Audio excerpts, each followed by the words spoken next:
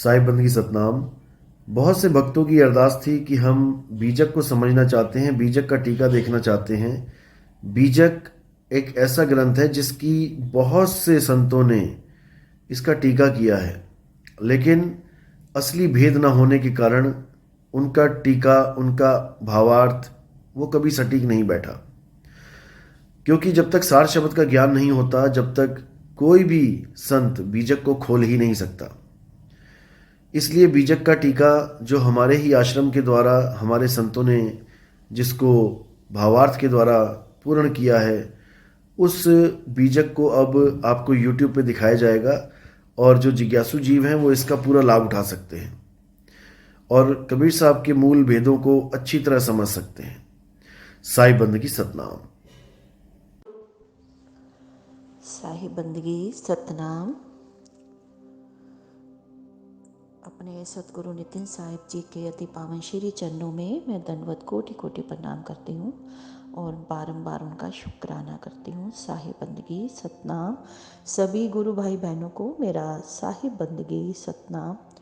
तो भाइयों, मैं इस अध्याय को बीजक ग्रंथ को लेकर आज स्टार्ट करने जा रही हूँ। उससे पहले आपको फिर थोड़ा सा बीजक यानी बीजक जो है हमारा सतगुरु कबीर साहिब जी का एक प्रमाणिक रचना है और इसका प्रमाण सतगुरु कबीर साहिब जी ने स्वयं बीजक में दिया है। और बीजक क्या है? बीजक का अध्ययन करके हम सब जीवों को अपने स्वरूप का उन्होंने बोध कराया है। तो आइए आगे मैं चलती हूँ और इस अध्याय को स्टार्ट करती हूँ। साहिब बंदगी सतनाम। अब मैं आज आपको कबीर बीजक ग्रंथ में से जो बताने जा रही हूँ वह टॉपिक है सत्य नाम के विषय में विशेष व्याख्या। तो भाइयों, जो लास्ट मैंने आपको इससे पीछे बताया था एपिसोड में, वह था विश्व ब्रह्मांड उत्पत्ति का वर्णन, जो कि आपको पीछे मैं अध्याय में बता चुकी हूँ। और अब जो मैं शुरू करने जा रही हूँ वह है कि सत्य नाम के विषय में विशेष व्याख्या। तो शुरू करती हूँ। सद्गुरु सत्य नाम के विषय में व्याख्या करते हैं कि वह विधे अकह सत्य नाम सार शब्द स्वरूप महाचेतन सत्य पुरुष परमात्मा के बिना जाने समस्त संसारी जीव संसार सागर में डूबकर जन्म मरण रूप महान दुख भोग रहे हैं। अब यहाँ पर विचार पूर्वक यह समझिए कि यों तो रा तथा म, ये जो दो अक्षर हैं, संयुक्त राम नाम को तो सारा संसार जानता है, किंतु वह सत्य नाम कौन है जिसके बिना जाने सभी संसारी जीव भव सागर में डूब रहे हैं। तो आगे बताया है कि अतः वह सत्य नाम सर्व आत्माओं के निरंतर में रमा हुआ विधेय है, अकय है, सत्य शब्द स्वरूप महाचैतन्य सत्य पुरुष परमात्मा ही है। इसलिए वहां पर विधेय, अकय, स्वरूप, नाम, नामी तथा शब्द, शब्दी एक ही स्वरूप है। इस विषय को भेदी तथा आभासी साधक ही जान सकते हैं। इसीलिए जो व्यक्ति भेदी और अभ्यासी नहीं है वह सार शब्द को नहीं जान सकते। वह अपरिचित लोग व्यर्थ ही निंदा के पात्र बनते हैं। तो साफ ये बात उन्होंने यहाँ क्लियर कर दी कबीर साहिब ने कि अतः सतगुरु कबीर साहिब जो उक्त सत्य नाम के विषय में कहते हैं, वो उन्होंने चौपाई के रूप में क्या कहा है? सब में रमे रमाई जोई ताकर नाम राम अस होई। साखी चार राम है जगत में, तीन राम व्यवहार, चौथा राम सो सार है ताका करो विचार। चौपाई एक राम दशरथ कर घर डोले, एक राम घट घट में बोले, एक राम का सकल पसारा, एक राम है सबसे न्यारा। स्कार राम दशरथ घर डोरे, निराकार घट घट में बोले, बिंद राम का सकल पसारा, अकह राम है सबसे न्यारा। ओम राम निरंजन रारा, निरालम राम सो न्यारा। सगुण राम विष्णु जग आया, दशरथ के पुत्र कहाया, निर्गुण राम निरंजन राया, जिन वह सकल सृष्टि उपजाया, निर्गुण सरगुण दो से नायारा, कहे कबीर सो नाम हमारा। सगुण राम अरु निर्गुण रामा, इनके पार सोई मम नामा। सोई नाम सुख जीवन दाता, मैं सब सो कहत वह बाता। ताही नाम को चिन्हू भाई, जासो आवा गवन मिटाई। पिंड ब्रह्मांड में आत्म राम, तासु परे परमात्म नामा। आत्म चीना परमात्म चीने, संत कहावे सोई। यह भेद काया से न्यारा, जाने बिरला कोई। इसका अर्थ बताया है कि आदि सृष्टि में सर्वप्रथम यानी सबसे पहले निरंजन कहा संयुक्त आदि शक्ति देवी से जो ब्राह्मण, ब्रह्मा, विष्णु और शिव इन 3 देवों की उत्पत्ति हुई थी और इन त्रिदेवों से उस माता आदि शक्ति से योग समाधि की शिक्षा प्राप्त की थी। फिर उसके बाद उन त्रिदेवों ने सनकादि महर्षियों को भी उसी योग समाधि का उपदेश किया था। इसके बाद इन सब ने योग समाधि का साधन अभ्यास किया और जब से ये सब ब्रह्मांड में स्थित हुए तब इन सब को ब्रह्मांड में रा शब्द का परिचय हुआ। फिर नीचे म अक्षर की ध्वनि प्रकट हो गई। इस प्रकार त्रिदेव आदि को राम नाम का परिचय हुआ। अतः इन सब ने उस रकार मकार 2 अक्षर संयुक्त राम नाम को प्राप्त कर उसे निर्गुण ब्रह्म निरंजन के प्रति लगा दिया और फिर उक्त राम नाम का प्रचार समस्त संसार में कर दिया। अतः सदगुरु कबीर साहिब ने इसका विवेचन इस प्रकार किया है। त्रिदेवों आदि का शून्य यानी ब्रह्मांड में ध्यान करना और राम नाम का प्रकट होना। चौपाई। ब्रह्मा विष्णु शंभु सनकादि, सब मिली कीन्हे शून्य समाधि। कौन नाम सुमिरे करतारा, कौन ही नाम ध्यान अनुसारा। सभी शून्य महम ध्यान लगाए, स्वाति सने सीप ज्यों लाई। तभी निरंजन जतन विचारा, शून्य गुफा ते शब्द उचारा। रारा शब्द उठा बहुबारा, माँ अक्षर माया संचारा। 2 अक्षर सम करी राखा, राम नाम सब हिन अभिलाखा। राम नाम ले जगत दृढ़ाओ, काल फंद कोई चीने न पाओ। यही विधि राम नाम उत्पानी, धर्मिनी परख लेउ यह बानी। तो अतः ओम शब्द, सोहम शब्द तथा र म ये 2 अक्षर संयुक्त राम शब्द इत्यादि सभी ध्वन्यात्मक शब्द प्रकृति मंडल शून्य ब्रह्मांड के अंतर्गत होते हैं। अतः वह सभी शब्द अनेक प्रकार की दिव्य ज्योतियां और त्रिकुटी से लेकर चोटी के नीचे तक है और वह सब चेतनात्मक के माध्यम से होते हैं। इसीलिए यह सब जड़ तथा मायक चमत्कार युक्त है और उन सभी का प्रकाशक चेतना शक्ति प्रदान करने वाला चेतन आत्मा आगे विद्यमान है और उसी चेतन आत्मा के ऊपर आगे क्या होता है, निरंतर अंतरित यानी सटा हुआ होता है। वह विधे अकह सत्य शब्द नि अक्षर स्वरूप महाचैतन्य सत्य पुरुष परमात्मा है। अतः वही विधे अकह राम नाम जो सर्वचेतन आत्माओं के निरंतर रमा हुआ यानी सटा हुआ होता है, वह सत्य के खोजी जिज्ञासु को किसी भेदी अभ्यासी संत सदगुरु की शरणागत होकर उक्त विधे अकह नाम सार शब्द को जानकर साधन अभ्यास द्वारा प्राप्त करना चाहिए। यही सदगुरु का परम उपदेश है। भाइयों, अब आगे आता है रमेनी। रमेनी में क्या बताया है कबीर साहिब ने? जीव रूप एक अंतर बासा, अंतर ज्योति किन्ह प्रकाशा।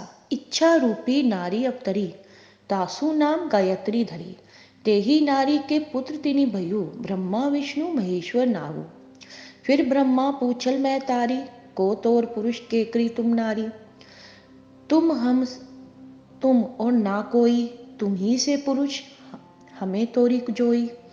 साखी, बाप पूत की एक के नारी, एक के माए ब्याए, ऐसा पूत सपूत न देखा, बापीहे चिन्हे धाये।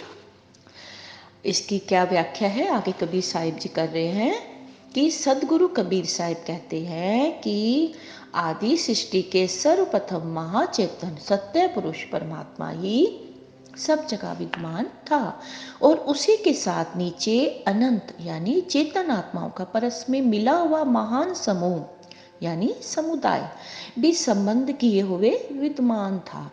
जैसा कि सदगुरु ने बीजक में कहा है कि जासो नाता आदि का बिसर गयो सो ठोर, 84 के वश परा कहे और की ओर।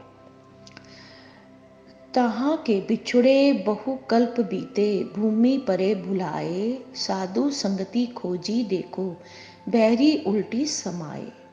एवं तब सब रहे पुरुष के माही, ज्यों बट वृक्ष मध्य रह छाही।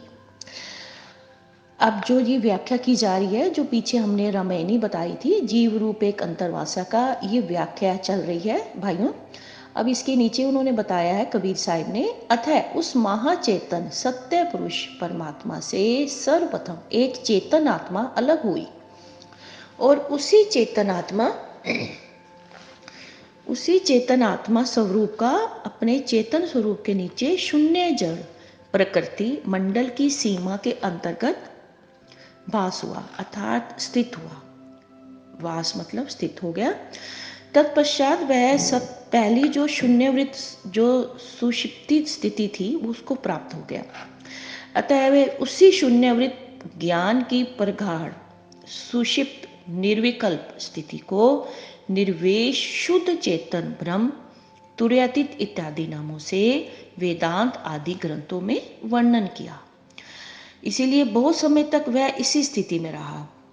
फिर जब उस स्थिति से उसका लक्ष्य यानी जो चेतन ज्ञान रूपी ज्ञान शक्ति रूप सुरती होती है जो वो जागृत हो गई, तब उसमें सूक्ष्म स्फुरण रूप से एकोहम अर्थात एक मैं इस अहंकार के रूप में संकल्प रूप प्रथम मन उत्पन्न हुआ और वही एकोहम शब्द ओम शब्द के रूप में परिणत हो गया।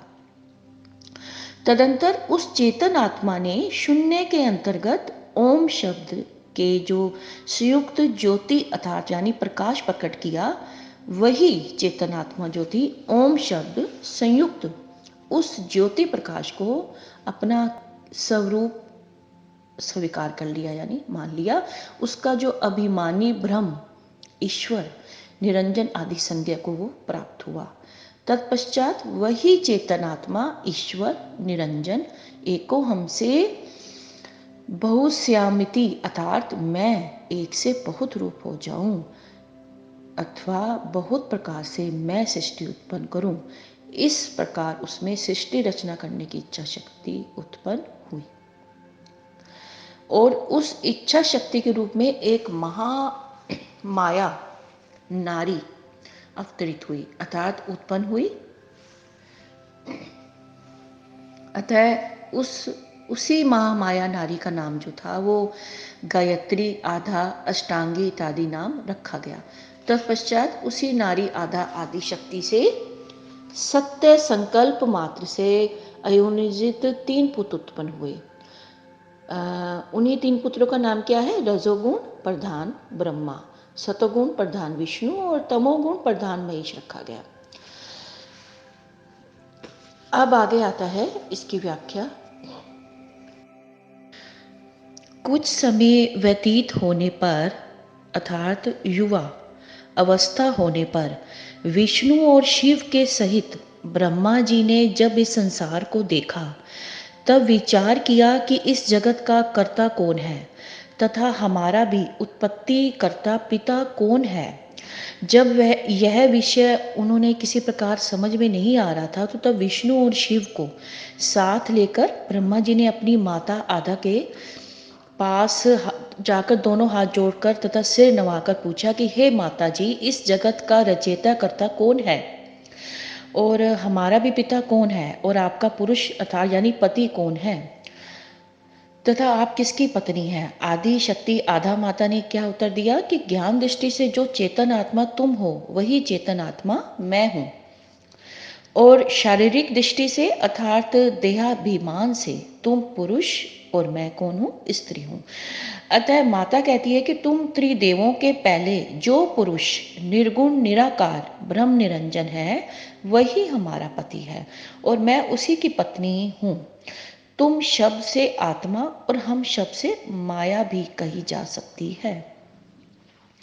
तो ज्ञान दृष्टि से तुम्हारा और हमारा एक ही प्रकार का चेतन आत्मा स्वरूप है, क्योंकि चेतन आत्मा जाति क्या है, एक ही है, और विशेष इसके प्रथम जिस चेतन आत्मा की इच्छा द्वारा तुम तीनों ब्रह्म विष्णु और महेश प्रकट हुए हो, उसी प्रकार हम तीनों सरस्वती लक्ष्मी और पार्वती भी प्रकट हुई हैं। अतः हम में और तुम में जो आत्मा स्वरूप में कोई क्या है, भेद नहीं है। अतः जो हम हैं वही तुम हो, और जो तुम हो वही हम हैं। हम और तुम के अतिरिक्त अन्य कुछ भी नहीं है। बहुत अच्छे ये बात कबीर साहब ने क्लियर की। आगे अब चलती हूँ व्याख्या। सदगुरु कबीर साहब इस साखी में कहते हैं कि इस जगत रचना में सर्वप्रथम ब्रह्म निरंजन के संयुक्त एक ही माता महामाया आदि शक्ति आधा ने त्रिदेव ब्रह्मा विष्णु और महेश को उत्पन्न किया, और उन त्रिदेवों की उत्पत्ति के पहले वही आदि शक्ति आधा निर्गुण निराकार ब्रह्म निरंजन की इच्छा शक्ति रूप नारी यानी स्त्री प्रथम से ही थी। तो इसलिए त्रिदेवों की उत्पत्ति हो जाने पर उसी ने अपने ही रूप के समान तीन कन्याओं को उत्पन्न किया और तीनों पुत्रों को प्रदान कर दिया। वही माता आधा इन तीनों पुत्रों को वह उपदेश करती है कि ऐसा सुपुत्र देखने में नहीं आता कि जो योग साधना द्वारा ध्यान करके ब्रह्मांड शून्य मंडल में दौड़कर ओम शब्द संयुक्त ज्योति में स्वरूप पिता निर्गुण निराकार ब्रह्म निरंजन का परिचय करके पहचान ले। यही हमारा पिता तथा समस्त सृष्टि का रचयिता यानी करता है। यथा सदगुरु कहते हैं कि चुपाई में आगे क्या बताया है कि कीन्ह चरित अस आदि भवानी कन्या तीन कीन है उत्पानी इक इक बाटी तिनियो सो कीना करियो भोग अस आज्ञा कीना। सावित्री ब्रह्मा तुम लेहु लक्ष्मी अहे विष्णु कह देहु पार्वती शंकर कहे दीनी ऐसा माती आज्ञा कीनी तिन्हु जन लीना सिरनाई दिनय आधा जस भाग लगाई। तो इसका भावार्थ क्या है? चेतन आत्मा की इच्छा से ही हमारी सृष्टि उत्पन्न होती है, और वह इच्छा शक्ति ही शुद्ध विद्या माया के पश्चात महामाया आधा का रूप धारण कर लेती है। प्रथम शुद्ध निर्गुण ब्रह्म निरंजन ही विद्या माया से उपहित होकर सबल ब्रह्म तथा सगुण ब्रह्म कहलाता है। अतः विद्या मायोपहित चेतन आत्मा को ही ईश्वर कहते हैं। उसके संयुक्त आधा यानी माया के ही सारा सृष्टि होती है। प्रथम वेद की कला रूप गायत्री तथा सगुण अर्ध मात्रा भी आधा शक्ति ही है। उपनिषदों के अनुसार यानी सृष्टि से प्रथम एक ही आत्मा ही अकेला था, तो अन्य कुछ भी नहीं था। उसने इच्छा की कि मैं सृष्टि करूं, और तब सृष्टि हुई। उसकी इच्छा से सृष्टि उत्पन्न हुई। आत्मा वा इदमिक एवाग्र आसित नान्यत किचन मिशत, तथा यही आत्मा निरंजन है। अतः इसी से जगत रचना की सर्वप्रथम इच्छा उत्पन्न हुई है।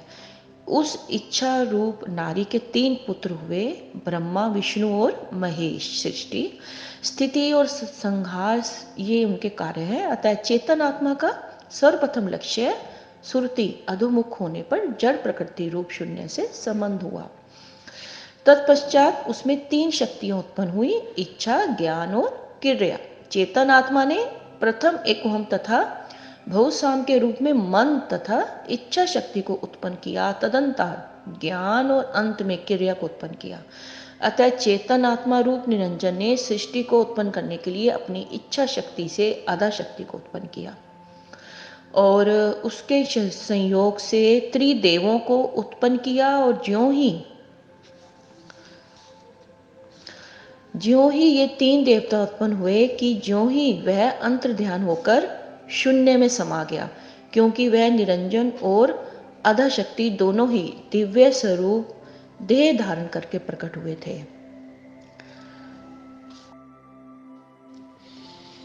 साईं बंदगी सतनाम। तो इसी के साथ ही मैं ये आज अध्याय समाप्त करती हूँ और नेक्स्ट एपिसोड में हम आपको बताएंगे कि कबीर साहिब ने इस एक रामायणी में से 2 प्रश्नों के उत्तर दिए हैं।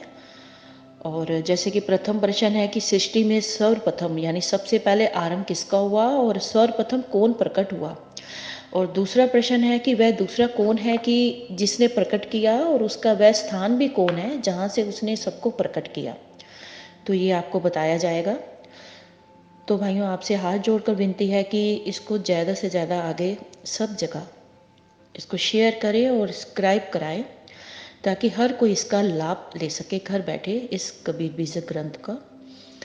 हमारे सतगुरु नितिन साहिब जी ने ये जो सेवा इस दास को बख्शी है, इस सेवा में आप भी भागीदार बने और इसको सुने और लोगों को सुनाएं और यह ज्ञान हर जगह हर गांव-गांव में पहुंचना चाहिए।